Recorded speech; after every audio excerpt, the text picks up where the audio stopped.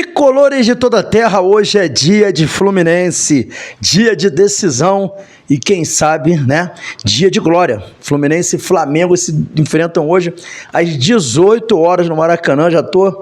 Não sei como vocês estão, né? Fim de semana eu passei um fim de semana bem tranquilo aqui com a família, né? Falei, pô, vou dar uma saidinha, viajar com a família para dar uma relaxada. Relaxei, mas já começa a pilha, já começa a preocupação, já começa o pensamento no Fla-Flu. Fla-Flu é Fla-Flu, não tem favorito. É sempre essa preocupação, né? E a gente vai fazer aqui para vocês um pequeno pré-jogo, como a gente faz em vídeo, né? Então fica aí, tá começando o Resenha Express pré-jogo, com muita informação do Fluminense.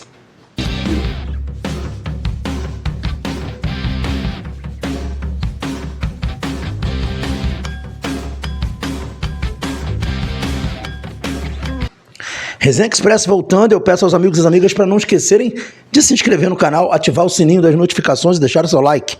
Fazendo isso, você fala para o YouTube que esse conteúdo é legal e ajuda a gente no engajamento.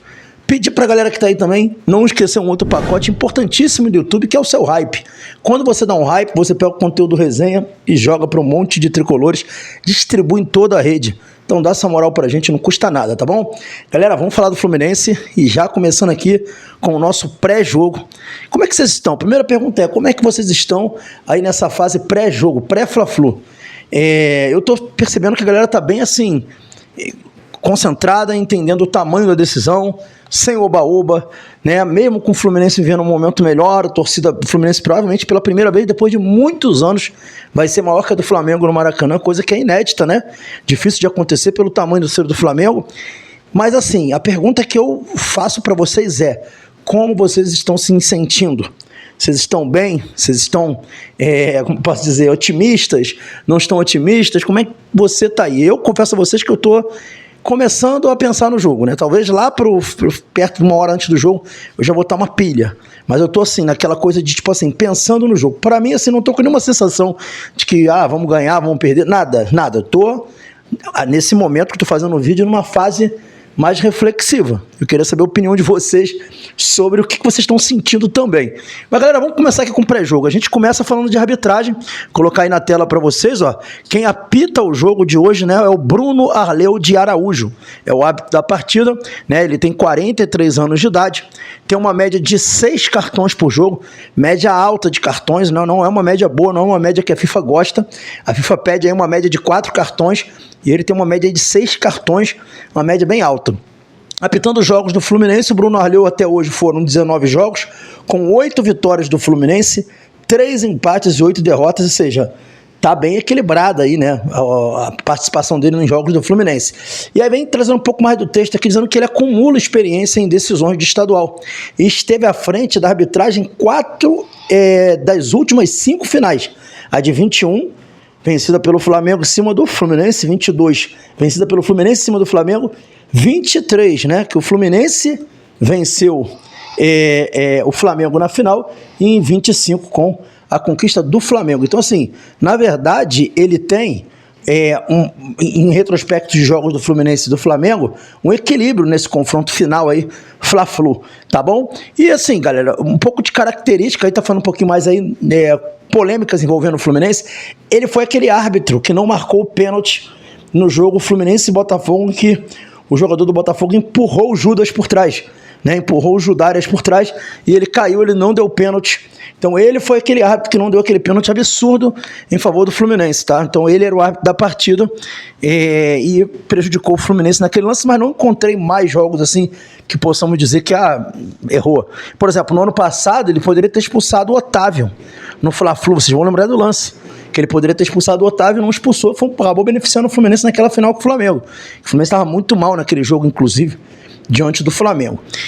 Então esse é o Bruno Arleu, vocês conhecem, né? Já vimos apitando jogos outras vezes e então assim, não tem muito o que falar do Bruno Arleu não. Mas a gente vai falar agora aqui do provável Flamengo para a partida contra o Fluminense. Algumas informações sobre o Flamengo. O Flamengo concentrou ontem, né, no CT, né, no CT deles lá no Ninho do Urubu. O Flamengo está concentrado desde ontem no CT, preferiu no CT do que ir para hotel, que geralmente o clube faz, porque o próprio CT do Flamengo tem hotel, o do Fluminense também tem. E o Flamengo optou por concentrar no próprio ninho do Urubu para essa partida decisiva. O Flamengo continua sem o Bruno Henrique, que não vai ser opção para esse jogo, mas o Flamengo deve ir a campo com essa escalação que vocês estão vendo aqui, ó, com Rossi, Varela ou Emerson Royal. Pode ser que o Royal ganhe a posição, tá? Aí tem outra dúvida, Léo Ortiz ou Vitão? É uma dúvida que o Flamengo tem. Léo Pereira, Alexandro, no meio Jorginho, Everton Araújo ou Pulgar e Paquetá. Na frente, Carrascal ou Arrascaeta, Cebolinha e o queixo de tamanco, Pedro. Então esse é o provável Flamengo para o jogo contra o Fluminense. Aí eu fico aí numa situação, você olha para esse time do Flamengo, e por mais que o Fluminense viva um momento melhor, por mais que o Flamengo venha de 2 perdas de decisões, gente, é um ótimo time, vamos combinar. É um timaço. Se você compara com o nosso time, o time deles é melhor. Tem mais opções. Então, assim, tem que respeitar os caras, entrar com sangue nos olhos, entrar como o Fluminense entra no Fla-Flu, respeitando, mas, ó, caindo pra cima, porque o Fluminense é isso. O Fluminense encara com o Flamengo sempre, em qualquer circunstância, mas os caras têm um time de peso lá do outro lado, tá com alguns problemas. E você vê, eles perdem o Bruno Henrique, mas tem esse monte de opção de jogadores. É diferente da gente, que se a gente perde, por exemplo, ali um Lúcio, fica uma situação muito complicada a gente ficar sem o Lúcio. Enfim, e o Flamengo não, o Flamengo é um time que ele tem aí um repertório de opções, né? E agora com um treinador novo aí, o Leonardo Jardim, que vai ser o técnico do Flamengo. Fala agora um pouco da escalação do provável Fluminense, eu trago para vocês aí, ó, provável Fluminense na tela, Fábio, Samuel Xavier, James, e aí, segundo o GE, tem uma dúvida entre Freitas e Ignácio. Eu já vi esse filme, eu acho que ele vai de Freitas, tá? E René, mas é só um achismo meu. Eu queria muito que o Freitas não jogasse essa partida. Eu preferia o Ignácio com todos os problemas. O Ignácio pode errar, é um bonde, pode falhar, eu sei disso tudo. Mas dá para tentar acreditar que dá para passar em branco e ganhar e não correr riscos tão sérios com o Ignácio. Com o Freitas vai ter risco sério. Então essa é a dúvida segundo o GE, que eu não acredito. Acho que o Zubeldia vai com o Ignácio. O Ignácio com o Freitas, como está indo desde o início. No meio de campo, Martinelli e Hércules, está confirmado aí pelo GE, e o Lúcio Acosta na frente, Serna, Canobi e John Kennedy. Não vai com o Savarino, como muita gente queria. Savarino vai ficar como opção no banco de reservas, segundo o GE. E aí eu pergunto a você, tricolor, o que você achou dessa escalação aí? Olha, eu vou ser bem direto. Acho que é uma escalação razoável, talvez seja uma das melhores que a gente tem, mas se tem um jogador que não poderia jogar esse jogo, era o Freitas. Esse não poderia jogar esse jogo. É inaceitável que o Freitas jogue esse jogo. Esse é meu ponto de vista. Você poderia discutir que o Samuel Xavier, de repente, que não vive um momento tão bom, sairia para o Guga entrar? Poder, mas o Guga vai entrar nesse jogo provavelmente. Deve entrar no segundo tempo, com certeza o Guga, entendeu? Deixar John Kennedy de fora de um clássico que ele tem uma mística, que ele sempre deixa um gol de alguma forma, na base sempre fez gol, no profissional soma 4 gols contra o Flamengo. Será que era o caminho deixar ele fora, por mais que ele não viva um bom momento? Então acho que a escalação do John Kennedy eu também faria. Então acho que o Fluminense está com um bom time para esse confronto contra o Flamengo, né? Um time concentrado, um time que tem qualidade. E assim, galera, esse Fla-Flu é muito importante, tá? Uma vitória do Fluminense nesse Fla-Flu aumenta a hegemonia do Fluminense no clássico em decisões, de certa forma também crava em termos de marketing a posição do Fluminense como antagonista do Flamengo. Quintela, mas a gente não pode ficar mirando o Flamengo, que a gente também é gigante. Eu sei disso, gente, mas os caras são um poder econômico absurdo, a gente tem que reconhecer. Os caras têm a Globo do lado, os caras têm os maiores patrocinadores do lado, tem a maior torcida do país. Eu fui a São Paulo esse fim de semana e assim, vi tricolores na rua, tá? Vi tricolores na rua, inclusive fui parado por um tricolor, tiramos foto, tá lá no Instagram do Resenha, mas assim, chamou muita atenção a quantidade de tricolor que eu vi em São Paulo também, mas a quantidade de flamenguista em São Paulo assusta.